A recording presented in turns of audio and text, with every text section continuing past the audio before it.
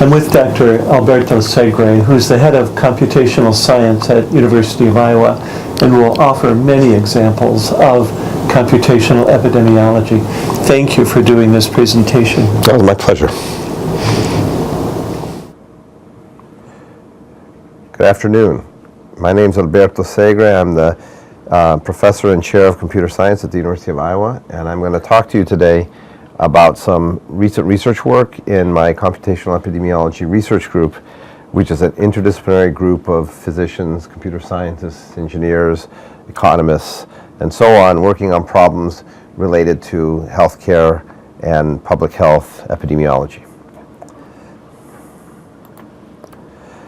So first, what does computational epidemiology mean, and what does the group do? Well, the group, which we call for short the CompEpi group, we study the use of computation to do modeling, visualization, simulation, and measurement of in a variety of environments, but always focusing on prevalence and spread of disease.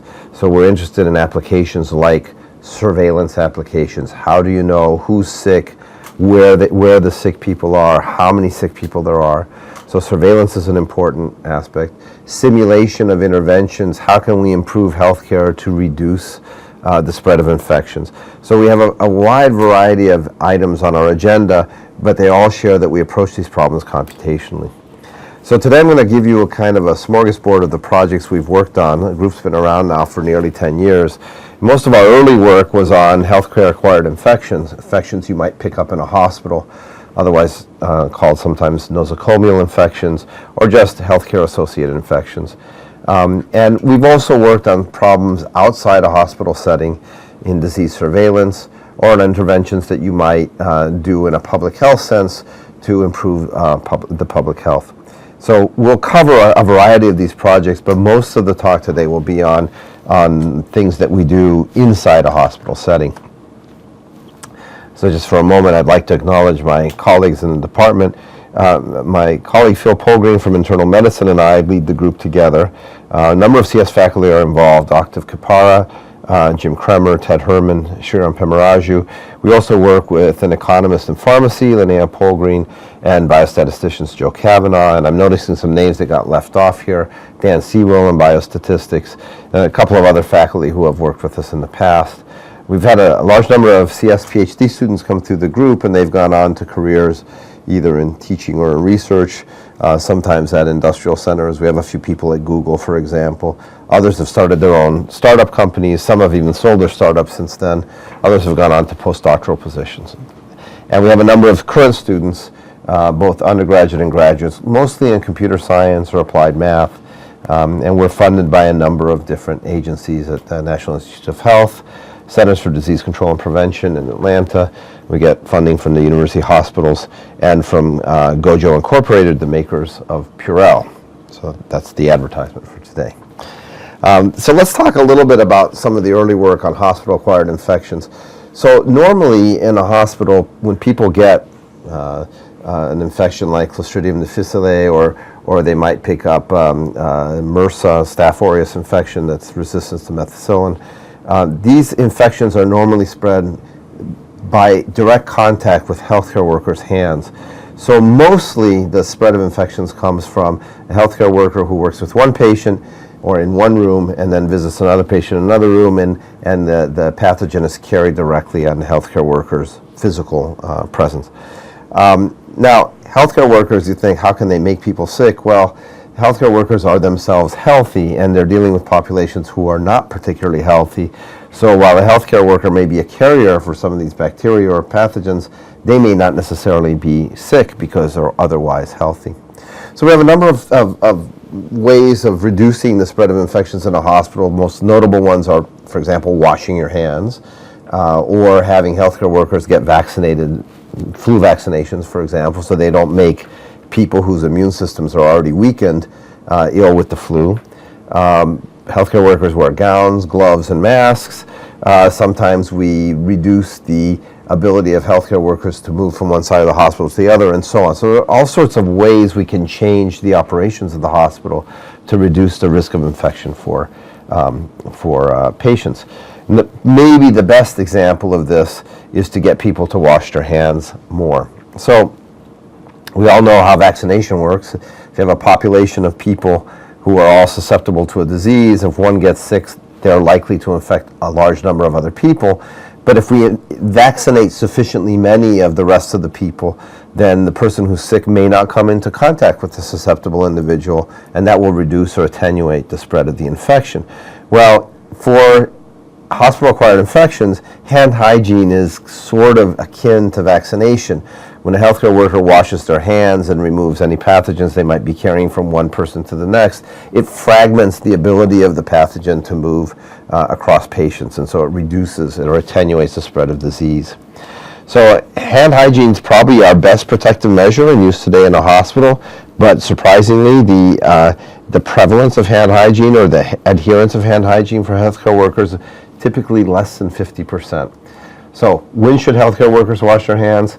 They should wash them very regularly and often, at the very least when they enter a patient's room and when they exit the patient's room. But there are a number of organizations like the World Health Organization that actually stipulate there are more moments, they call them moments of hand hygiene. So for example, before touching the patient, after touching the patient, before starting a procedure like placing a line or whatever it is they're doing, there are all these different checkpoints where people should wash their hands. And if healthcare workers were to adhere to all these sort of recommended points, then they would be washing their hands hundreds and hundreds of times a day, which would slow them down, reduce their efficiency, and also there's some adverse effects for healthcare workers, especially for alcohol-based rubs. They tend to dry the hands out and so on and so forth. So it's hard to get healthcare workers to wash their hands enough for these reasons, and we want to understand, first, when should they really wash their hands, and second, how can we get them to wash their hands more? So there are a number of behavioral interventions we could use. One of the simplest one is to remind people. If you go to a hospital, you may see posters, don't forget to wash your hands. Or you might see screensavers that show, horrible pictures of terrible pathogens, just to remind people that, washing their hands is their responsibility. We might give awards for people who wash their hands more. We might give financial incentives. We might fire people who don't wash their hands enough, so we might punish people. All sorts of things we could do. But the best, most effective interventions rely on targeting specific individuals or smaller groups of individuals that produce the largest gains in the effect that we're trying to achieve. So in other words, if I got everybody to wash their hands a little bit more frequently, that may have some positive effect on the spread of infections. In other words, attenuating effect. On the other hand, if I find the one typhoid Mary in the group and have him or her wash their hands more frequently, I might have an enormous effect on the reduction of infections. So I need to really pick and choose carefully what the cost benefits are so I get maximum impact for my intervention. So how do we approach this problem? Well, epidemiologists have studied the spread of infections for a very long time, and they've typically used models called mass action models, or models of random or uniform mixing models. In a uniform mixing model, traditionally, the idea is you imagine everybody in the population is equally likely to be infected, and everybody in the population is equally susceptible to infection. So that brings to mind a pasture with 1,000 cattle, all who are subject to being sick, and these cattle move and interact randomly, bumping into each other and passing along the infection. So these kinds of models, these mass action models, do a good job of describing the behavior of a disease in the large. In other words, I can see what the effect is of vaccinating half the herd. If I vaccinate enough of the herd, I can pretty much remove the risk of having an infection spread to the rest of the herd. But it's pretty clear that healthcare workers and patients aren't cattle mixing randomly in a pasture, but they move around and interact in very specific ways that are largely governed by the architecture of the hospital they're in.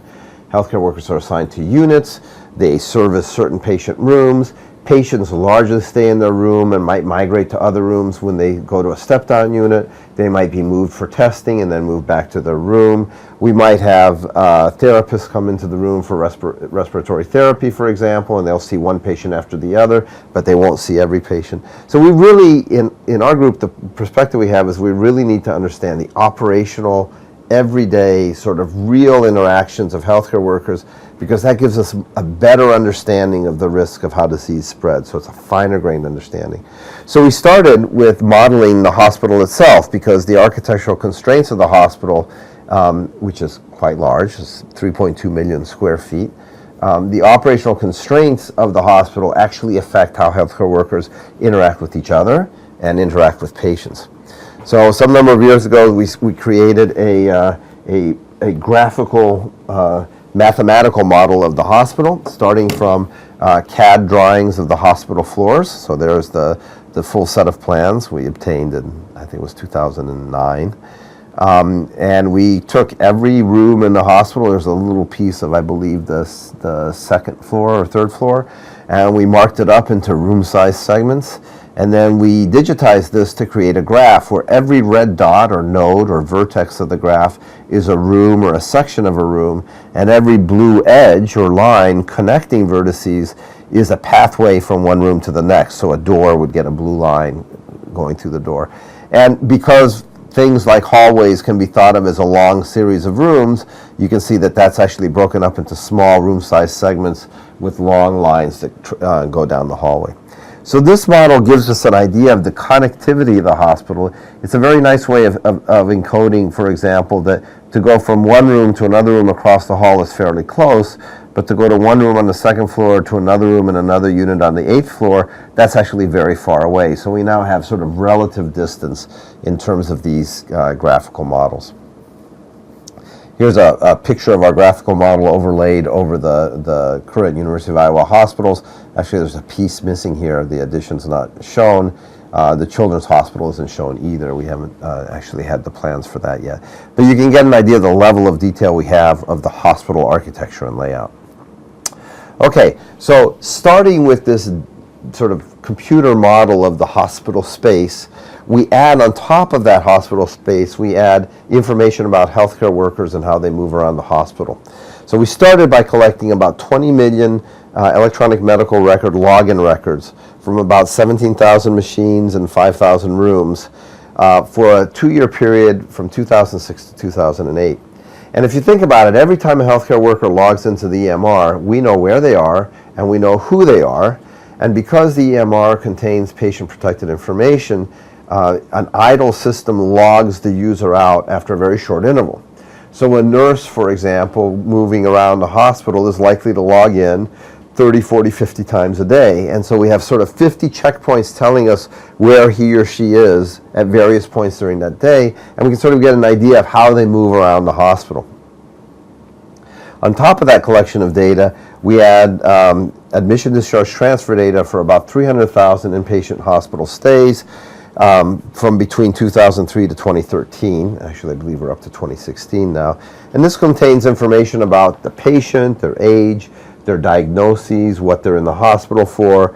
We actually have information about every medication they're given while they're in the hospital. We now have all of the doctor's discharge and progress notes in free text form that we can mine for information about the patient's sort of course of care. And we also know every room the patient occupied from when to when, so we can track the patient's movement through the hospital as well.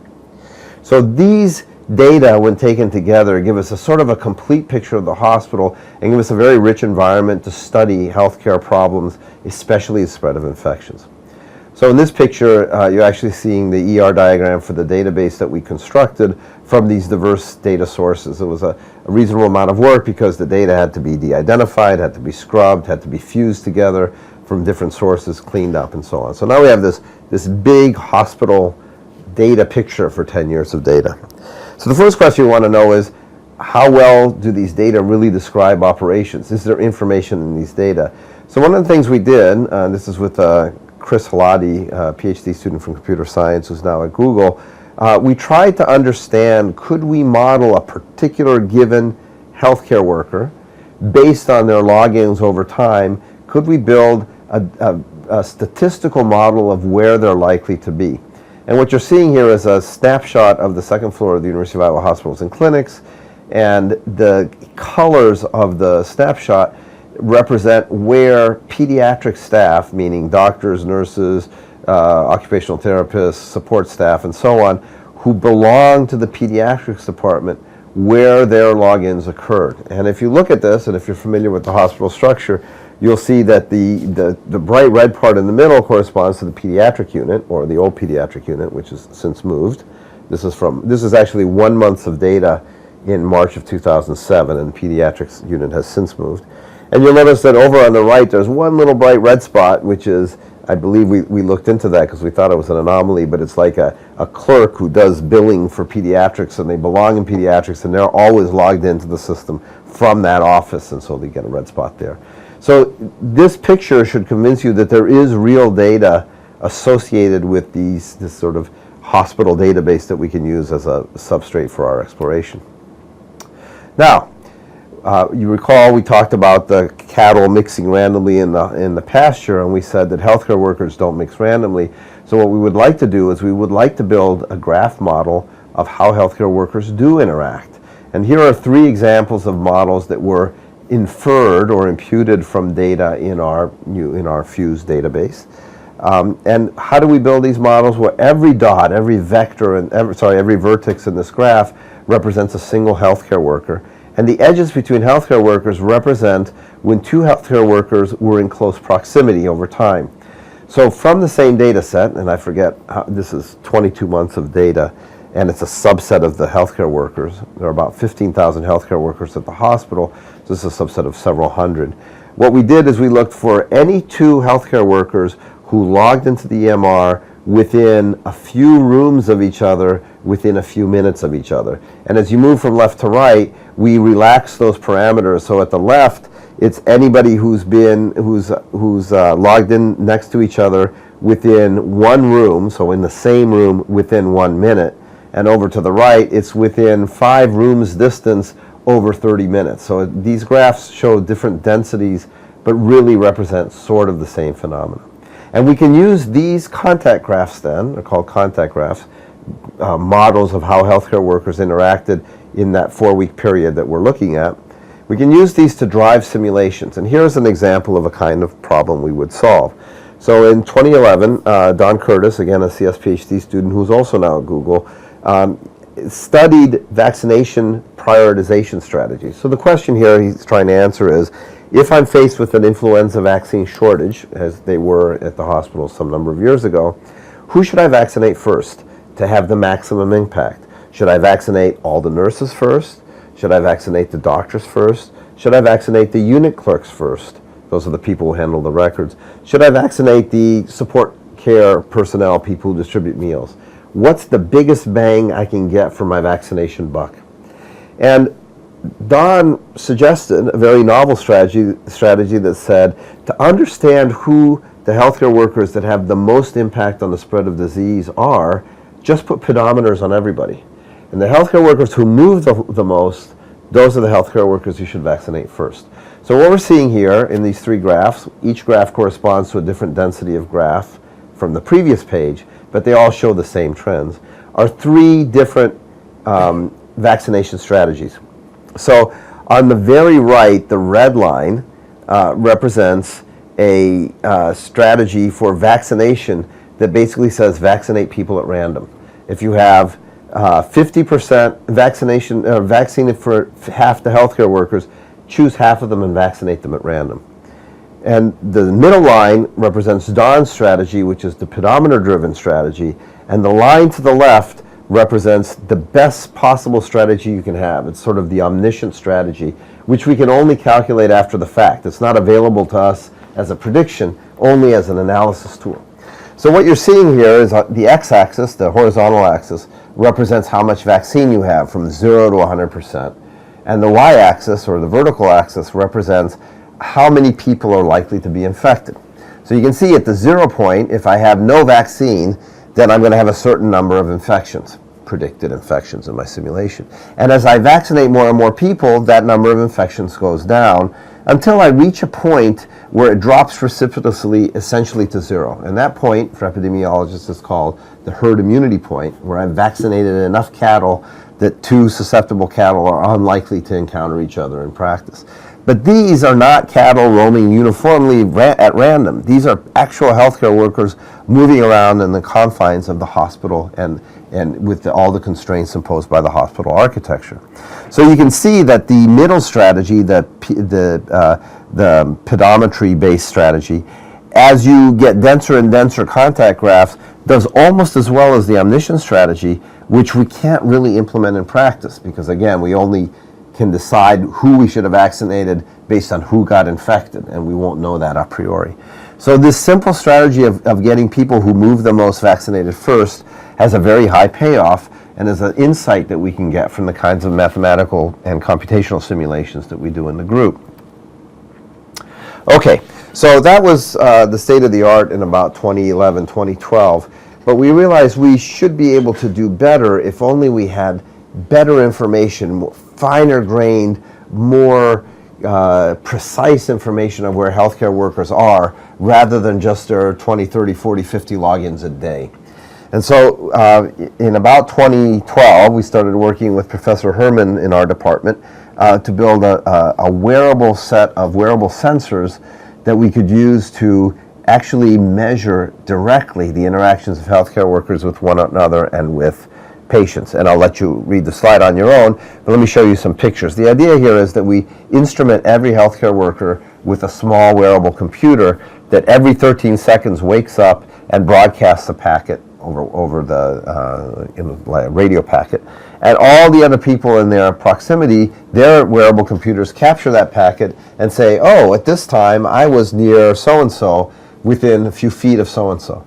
And by collecting these data from all these wearable computers, we can get a pretty good idea of where everybody is at all times down to 10, 13 second resolution. So here's what the system looks like. The very top left, in an old Motorola pager case that we repurposed, those are the wearable computers that we designed in just after 2011, 2012. And those are the things we use to collect data that I'll show you here. In the middle, you see an exploded view. It has a small one-board computer with an iPod battery built into this pager case. On the right, we have the same thing in a small package that's magnetically mounted under patients' beds to serve as a grounding influence. It tells us, here is a patient's bed. We know where this is. Down below on the left, you see a alcohol-based rub hand hygiene dispenser instrumented with a little 3D printed box that contains the same kind of computer. So every time you press the pump, it broadcasts the packet, and the healthcare worker who's washing their hands, their computer will capture the event to show they washed their hand at this time. And then the other thing you see, the two boxes, which you can see plainly on the door frame in the last picture, are beacons that have infrared so that when you go through a door, it counts people going through the door, and it issues a packet so that the healthcare worker going through the door can be captured going into the patient room. So we deployed these for 24 hours a day for all week, actually for 2 weeks in 2 separate deployments in the medical intensive care unit. And there is a flash demo on our website if you have a flash-enabled browser that shows you how we could reconstruct the movement of every healthcare worker and their interactions with every patient for these 2 weeks down to, sub-minute resolution. And from these very fine-grained data, we can build the same kind of contact graphs we built from EMR login system data, but it's much finer grained and much more revealing. And so I want to show you some things that we can study from this finer grained data set. So you recall that in the vaccination data that we just saw, we wanted to find the people who moved the most, who walked the most, and use them as our as the people we vaccinate. Well, here we ask the question, if not everybody performs hand hygiene at the same rate, are there some workers who would produce more damage to the health of their patients if they don't wash their hands? So the question is, are all healthcare workers created equal when it comes to hand hygiene? And the answer is no. What we're seeing here are some collected data from simulations based on our MICU data, person-level data, that shows that depending on the healthcare worker, the ones who don't wash matter a great deal. On the x-axis, horizontal axis here, you see the healthcare workers' compliance, And on the y-axis or vertical axis, you see the median number of infections in the simulation. And the different scenarios, 1 through 7, correspond to different healthcare workers having bad hand hygiene behavior. And you can see that if you follow the black line, those healthcare workers, if they don't wash, will have a much higher or greater effect on the mean number of infections than the green line, which is a different healthcare worker not washing their hands, will have only minimal effect on the healthcare worker's hands. So why is this important? Because hospital policies that try to get 95% hand hygiene compliance are really meaningless if the 5% who don't comply are the worst healthcare workers or the most damaging healthcare workers. And in fact, 80% compliance might be enough as long as those really important, we call them peripatetic, meaning highly moving healthcare workers, as long as they're in the 80%, you don't need more than that. So all these hospital interventions that say, we want 99% hand hygiene compliance, first of all, measurement's a problem. Second of all, they don't really get there. But which healthcare worker doesn't wash matters, in fact, more than how many don't wash. Here's another interesting subject. This is Mauricio Monsalve, again a CS PhD student who's since gone on to a postdoctoral position in Chile. He studied these same data and discovered a really interesting effect called a peer effect. Basically says that healthcare workers are more likely to wash their hands if they're in close proximity to other healthcare workers. In other words, when somebody's watching, they will be careful. And when there's nobody around, they will be much less careful. And we were the first to show that these peer effects actually hold for hand hygiene behavior. And these are very important effects because in hospitals, most hospitals do hand hygiene compliance monitoring by getting people to walk around and actually with a clipboard and take measurements. But if healthcare workers know they're being washed, their adherence will be much higher than it actually is in practice. So this presents all sorts of interesting behavioral problems. Okay, so in 2015, we started working on yet a new generation of moat, which I'll just show you here. This is, you can see the size of the watch battery in the right-hand picture and the ruler for scale. These are about 1 3/4 inches by 1 inch. And they're very flat package. The battery lasts about a week, and these actually sit behind your employee ID badge. They clip onto the employee ID badge. And we actually use these in another study to measure technician, patient, and machine interactions in multiple dialysis units, because dialysis units are locations where hospital-acquired infections are often spread. So these newer technology, more miniature, better battery life, better connectivity, more computational power on board, all sorts of cool things that we can do with these, including adding other sensors for humidity and temperature and so on, and getting more finer grain data. Okay, now I'd like to move out of the hospital and talk about some other projects. In 2014, our CS PhD student, Alessio Signorini, who went on to start his own startup, did a kind of an interesting study using Twitter. And this was the time of the swine flu pandemic in 2009. And what he did is he captured all the tweets from Twitter that were somehow related to flu, to swine, to pigs, to bacon, to pork, to feeling sick, to nausea, to diarrhea, to vomiting, to temperature, to fever. He collected all these tweets and geolocated them, either based on the tweeter's home location, or if they were tweeting from a phone with a GPS chip enabled, then the tweet would actually contain the information. And what he did with these is he collected these data and he built a model, a mathematical model, that tells us how much influenza-like illness is circulating. The more tweets, the more people are sick, basically. And he used this model, which is a support vector machine model, to predict the rate of influenza-like illness in one part of the country using only data to build a model from a different part of the country. So what are we seeing in this picture? Well, in this picture we're seeing along the x-axis the date, and this is 2009, and along the y-axis we're seeing the predicted influenza-like illness, which is a proxy for flu, reported to the CDC based on date, and the blue line is actual data from the CDC telling us how much influenza-like illness was circulating at that time, how severe the flu was at that date. And this is for CDC Region 2, which is New Jersey and New York. And we're using only data from other regions to build a model. So this is a validation test. The red line is the output of Alessio's system, which shows you what he estimates as the actual flu. And you can see that the actual flu, the blue and the red, are very close to each other. But what's really interesting here is that the red line, the estimated line from Alessio's system, was available in real time, whereas the actual reported flu was only available 2 weeks after the fact. So if you're a public health official and you want to know how much flu is circulating, you don't want to know what it was 2 weeks ago. You want to know what it is now. And Alessio's system actually gives you a pretty good, accurate picture of actual flu activity in real time.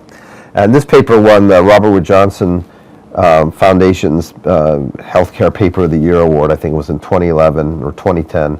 And it's now routine to use Twitter for surveillance, but at the time we were the first to do so. So here's another example of using social media for surveillance. This is Jeffrey Fairchild, another CS PhD student who's now at Los Alamos National Labs working on large-scale simulations of disease. He looked at access to Wikipedia articles, access patterns, to see if he could sort of correlate those with influenza-like illness.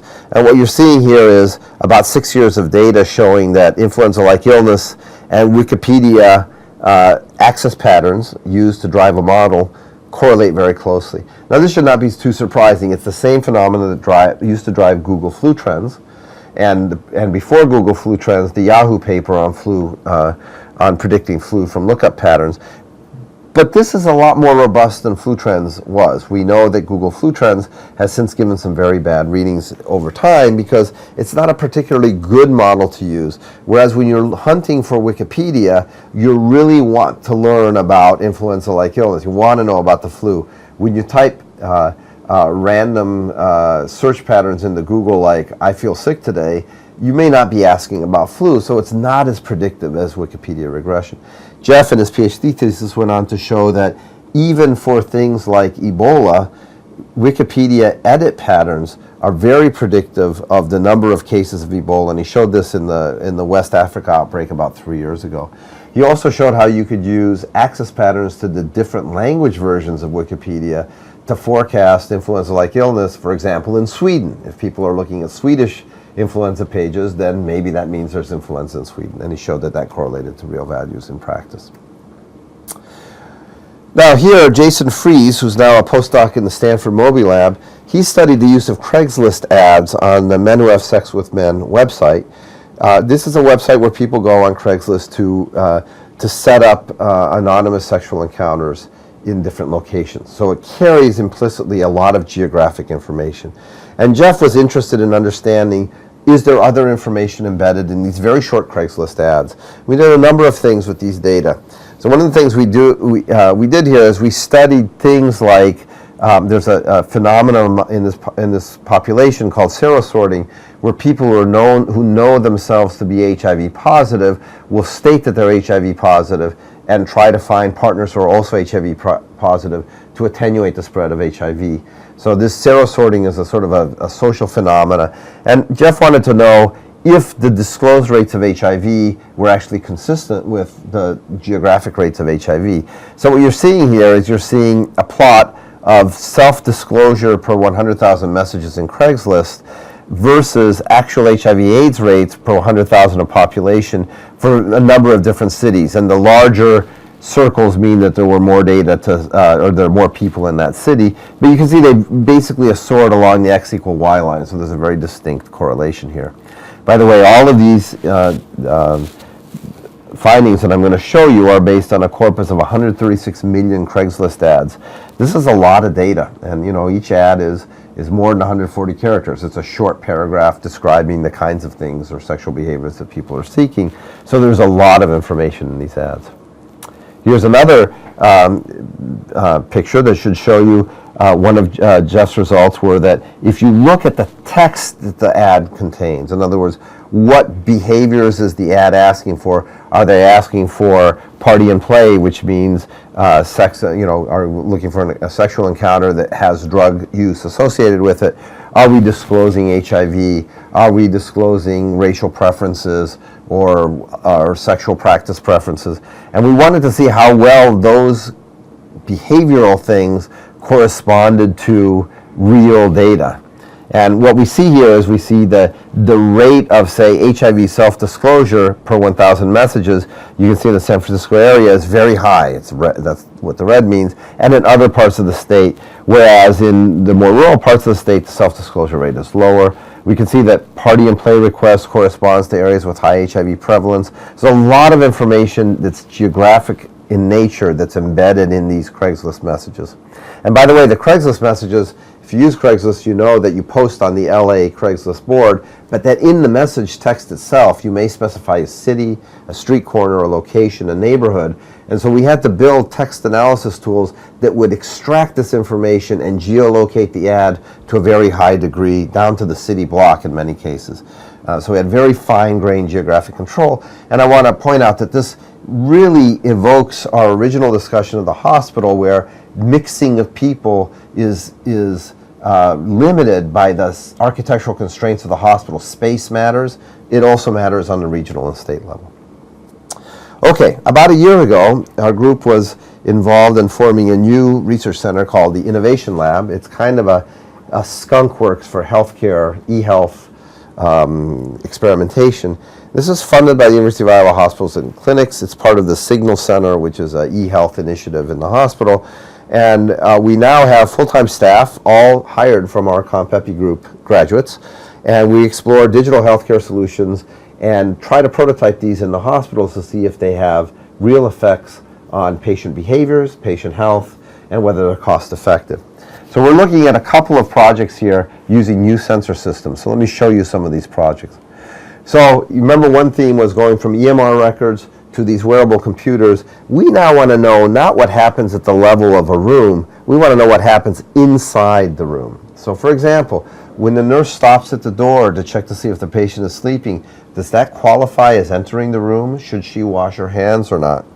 So we really want to understand within sub-room level resolution what's going on in the room.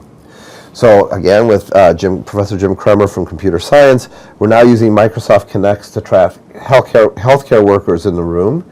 We're also using Microsoft Kinects to see if people come in and out of the room, if they're wearing masks, if they're wearing gowns and gloves. Can we reliably detect when healthcare workers touch the patient? Can we reliably compute mask, glove, and gown adherence? Can we reliably measure how many minutes the doctor spends in contact with the patient? So these are the kinds of very fine-grained resolution things we're looking at. I'll show you some video taken from our system. So this is the first video. It's a door minder. This is basically a Kinect mounted above the door facing down, and it's using depth and vision sensors and collecting anonymized data to count people going in and out of the room. And what you see down here at the very bottom, this is the doorway, and you see that there's these two artificial regions here inside the room. And we're going to count people going in and out of the doorway, as you'll see this video play. You'll see that that's the top of one person. We're counting people leaving the room and people coming in the room. But notice that at some point, if somebody stops and doesn't go all the way in, we don't count them necessarily as coming and going. So I don't know if we have a person who doesn't do that. Let's see if we have somebody come in and stop and turn around. There's 14. They turn around and go out. That person doesn't increment the counter. So that's akin to the nurse stopping to see if the patient's asleep. Does that really qualify as a hand hygiene event or not? And it probably shouldn't. So again, this is a sort of a finer grain resolution people counter that does better than some of the systems that people actually have in place in hospitals now. Let me show you another picture. This is taken from a different Kinect system. And what you're seeing here is a hospital room. And you notice the green outline over the bed is sort of the patient area or the patient zone. And this is Professor Polgreen from Internal Medicine, the co-leader of the CompEpi group. And what you're seeing is that we track the hands here, the two red hands, while they're in the box. And down in the bottom right, you see time in the box measured. So we know when the doctor is likely to be in contact with the patient. Over here on the left, this is Professor Kremer from computer science wearing a gown and gloves that we hope to detect. And at some point, we'll see that we can detect both people's hands as they enter the box. You can see down here time in box Jim's hand is in the box, so it's counting time in box. When he removes his hand, it will stop. Now this is a multi-connect system, or actually 3 connects collect. You're seeing one video image from one connect, but we're really just using the depth sensor and the skeleton information derived from the connects to sort of figure out what's going on inside of the room. We can abstract this to a video like this. This is a mock-up of the patient room, and there are 4 healthcare workers, and you see their torso is the triangle and their hands as they're tracked around the room. You can see this guy's hands are in contact with the patient, or possibly down here, this guy's hands are now over the bed. You see when they cross the midline, they change color because it's being transferred from one connect to the other. So it's a kind of a complicated software system that's used to track interactions at the subroom level resolution in real time. And this system is now deployed in the medical intensive care unit in one room, and we're collecting data there. So this is a fairly recent development.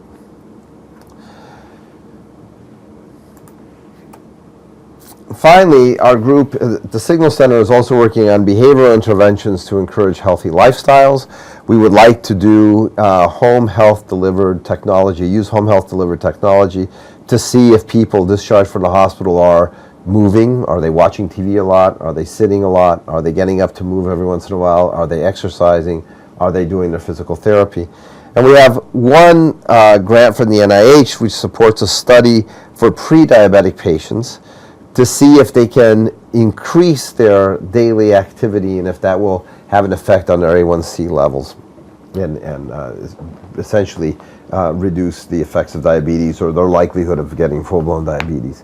So we built an interactive game called MapTrek, and MapTrek consists of a game where people wear Fitbits and they're equipped with a smartphone or a cell phone that's capable of texting, and we will enroll them in this game where they'll be divided up into cohorts who all move about the same. So they have like levels of physical activity, and they'll compete in a weekly foot race where they get steps. Their steps count to move them along the path for the race. And then there are various challenges. So for example, if I notice that if the system notices that one of the participants is immobile from noon to 5 p.m. every day, maybe sitting at a desk, they might be encouraged to break that period up with a text message that says, if you put in at least 1,000 steps before 5 p.m. today, I'll reward you with 300 bonus steps. Or if you remember to wear your Fitbit tomorrow, because I noticed you didn't wear it today, I will give you 200 extra bonus steps. Or if you walk 5,000 steps today, instead of the 4,000 you walked yesterday, I'll give you another 200 bonus steps. There are all sorts of behavioral interventions in the game. So we give you a Fitbit, create the account, we link the account to a game, and then the steps recorded by the Fitbit help move your character along the game board. And every week there's a new game. It's a new scenic walk in Google Maps somewhere of interest, which you can follow along on your cell phone. And as you go through the game, you'll be seeing every day, there's your Google map on your cell phone with the 5 people in your current game. Of course, you don't know these people. They're all identified by their screen names. Every week, people get promoted to a league that walks more or walks less, depending on how much they've walked that week. So you're always walking with people who roughly have your level of physical activity. And you can see the leaderboard to see who's, who's walking more, how many bonus steps they've earned. You can replay and see an animated version of the race to date. You can click on Street View and see where you are. And some of these walks that we pick, that our designers picks, are things like, are things like in front of the, I'm blanking on that. What's the mountain with the faces on it in the Dakotas? Mount Rushmore, so you can see the monument from different angles, or walking through downtown DC from site to site, or following the Appian Way from Rome with the scenic tours that you might see on Google Street Maps. So they're kind of interesting things. You'll receive challenges throughout the day. Take 10,000 steps and get 3,000 bonus steps, and you have to accept the challenge. And if you don't meet the challenge once you accept it, you might actually lose some points. So it's all the gaming elements that are typical in board games. So this is an application that we've been testing now for some number of months, and we've started enrolling diabetic patients in this study to see if this has an effect on their daily activity. Give you an example of another type of study we're doing. We're using small contractor-grade cell phone camera thermal imaging devices. They cost about $250 to $300. And we're using these to monitor the progression of cellulitis in the hospital. So cellulitis is a skin infection that is characterized by heat. You can usually feel that the skin feels warm. Some redness on the skin, which isn't always visible. And these infections can be actually very serious, and especially in diabetics who have limited circulation, or in IV drug abusers in various populations. These can be serious and can lead to amputation or loss of function.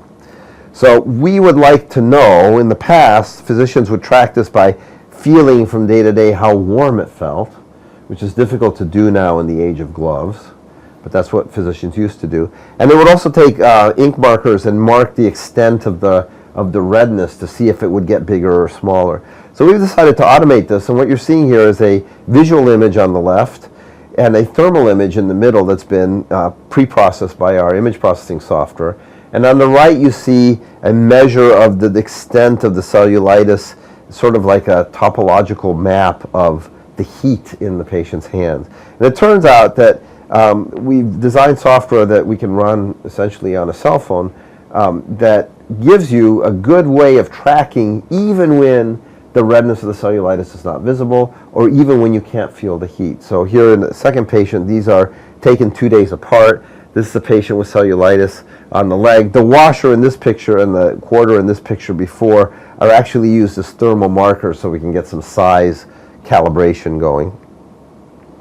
And you can clearly see in this patient, the top images are taken in the first day and the bottom images after 2 days of antibiotics. Clearly the cellulitis is much reduced, even though the visual image is not that different. And you can clearly see on the patient's leg the Sharpie that they use to mark the extent of the rash. But in the second image, it may not seem as red or as angry, but it really doesn't look all that different. The Sharpie still delineates a red portion of skin, so it's very hard to see if it's gotten better. But in the thermal image, it's very clear that the cellulitis has improved. And so we're actually taking pictures. We have pictures of about 80 patients in the hospital with cellulitis taken over several days, and we're trying to build measures that we can use to actually quantify the progress over days. Great examples of comp-epi, including infection, geospatial matters, imaging matters. Can you take a step back and offer a definition of computational epi? Well, in our group, we think of comp-epi as using the tools of computational science, which is modeling, simulation, image processing, AI, text analytics, all these sort of data science-y and computational science-y things to understand a natural phenomena like the spread of infections, and to model interventions that we might use to improve healthcare practices. Computational epidemiology is a funny thing. It's a little bit like astronomy, which is a science where you can't really do experiments. It's not like I can say, what would happen if I moved that planet? I can't control the environment. In computational epidemiology, I can't say, what would happen if I gave Kurt Ebola and let him loose? The ethical constraints keep us from doing things like that. So we resort in these kinds of fields where experiments aren't possible to either natural experiments that happen when we collect data during an outbreak, for example, or computational experiments using simulation to see what might happen and to get an idea of how our interventions can help change things for the better. Nice. We have studied in this class conceptual relational diagrams, concept relational, as well as more details. Can you walk through how you create a model? Do you begin with a research question, or begin with a data set, or? Sometimes a little bit of both, right? So we know in the hospital LP work that I talked about, we know that we want to study hospital-acquired infections, how they're spread, how they're stopped, whether certain interventions that are in common use today, like patient cohorting, where division of patients who are infected from non-infected, whether they're effective, whether they're cost-effective. So we have some idea of the kinds of things we want to study. And then we ask ourselves, well, what do we need to have, data-wise, to be able to really understand how that hospital works? And from there, we go about assembling this data set. And once you have the data set and you can answer your first question, we started by wanting to know, who do you vaccinate? That was our original motivating question. Other questions present themselves that can either be solved from the same data set or by just adding one more, fusing in one more data source, maybe imagining one more sensor you could build to provide additional data, or maybe finding things that you didn't know you had. So, for example, all of our work has been, that I talked about today, has been inside the hospital, but it's affected by who transfers into the hospital. So can we go back and find patient transfer data? It turns out that we can. And then, people coming from nursing homes or coming from other hospitals or coming from ERs, we can track how they flow through the system, and that has an impact on the spread of infections as well. So it's a little bit of both. You start with a question, you assemble the data you need to solve it, and then you say, well, what other questions can I answer that are related? And pretty soon you build some mass, some data resources that you can use to answer these questions, and then it's a pretty rich environment for new questions as well. Cool. Are there subdisciplines in computational epi?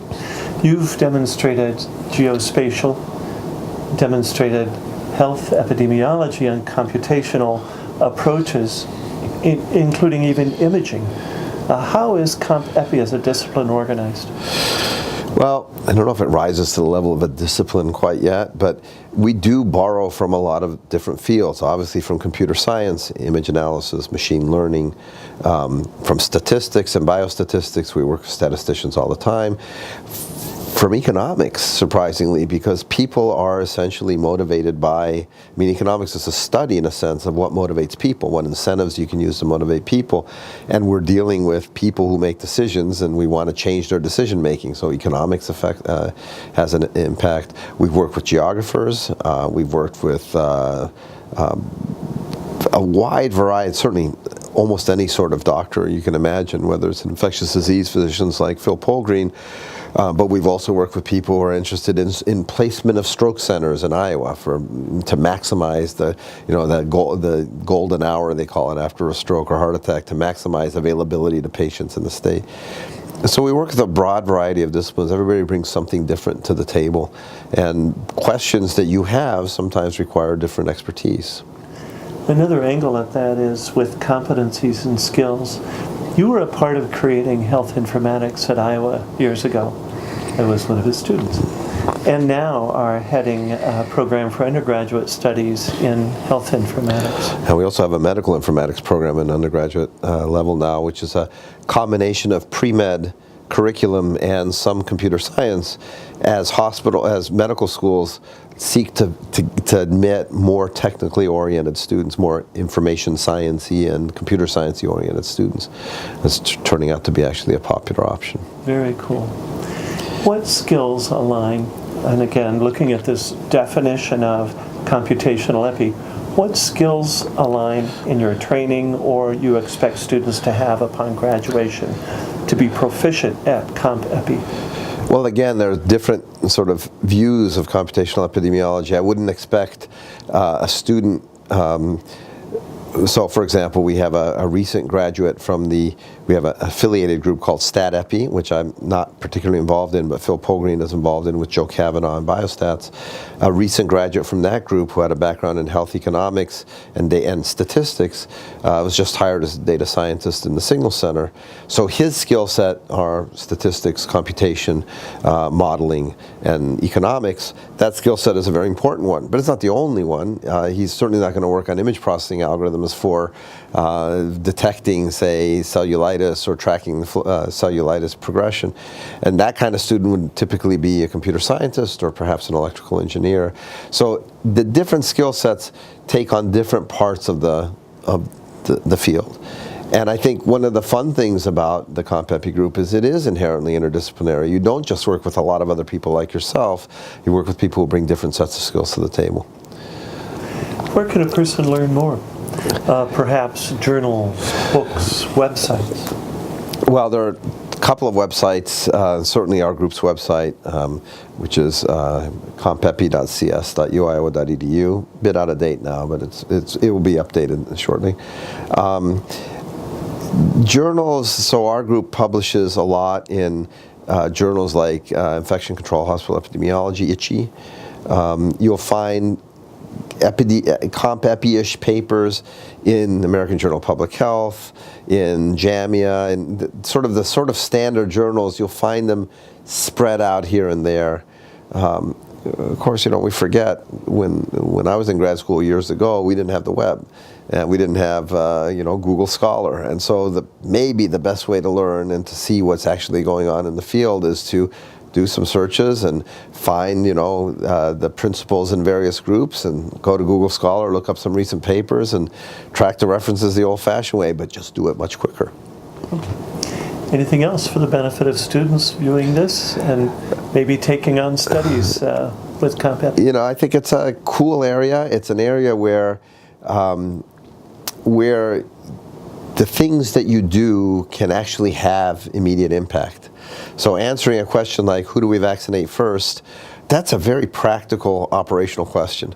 One that hospital administrators can say, oh, well, there's an answer to a question I didn't know I had. So next time, that's how I'm going to approach this. And that can have great practical impact, and I think that's a very satisfying aspect of working in this area. Excellent. Thanks very much. My pleasure. Very cool.